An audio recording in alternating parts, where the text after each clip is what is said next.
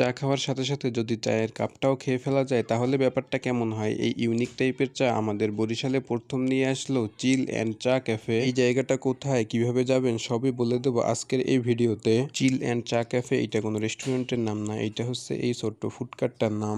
আমাদের বরিশালে নতুন নতুন কোনো কিছু উদ্বোধন হলে সেইখানে কিছুদিন মানুষের ক্রাউড থাকে অনেক বেশি, হোক সেটা পার্ক, রেস্টুরেন্ট বা কোনো শপিং মল বা কোনো ছোটখাটো ফুডকার্ট যেখানে ইউনিক টাইপের খাবার পাওয়া যাবে। এইখানেও কিন্তু সেম অবস্থা ছিল, কারণ মাত্র কিছুদিন হলো এইটা ওপেনিং হলো, যার কারণে এখন মানুষের ক্রাউড কিন্তু মোটামুটি ভালোই দেখা যায় এইখানে। তো যাই হোক গেস, এইখানে কিন্তু আপনারা দুইটা আইটেমের চা পেয়ে যাবেন। একটা হচ্ছে নর্মাল চা যেটা আমরা রেগুলার খেয়ে থাকি, আর একটা হচ্ছে তাদের স্পেশাল চা, যেই চাটা মালাই চা নামেও পরিচিত। আর এই চায়ের সাথে কিন্তু আপনারা চায়ের কাপটাও খেয়ে ফেলতে পারবেন। এছাড়া তাদের চায়ের সাথে খুবই মজাদার একটা খাবারের আইটেম বানানো হচ্ছে, সেটা হচ্ছে পোড়া রুটি। আর এই পোড়া রুটি কিন্তু গ্যাসের আগুনে পোড়া হচ্ছে। এই পোড়া রুটির পাশাপাশি তারা কিন্তু চায়ের সাথে চাল ভাজাও দিয়ে থাকে। এই সকল খাবারের আইটেমের ভিতর থেকে আমি অর্ডার দিয়েছিলাম মালাই চা আর পোড়া রুটি।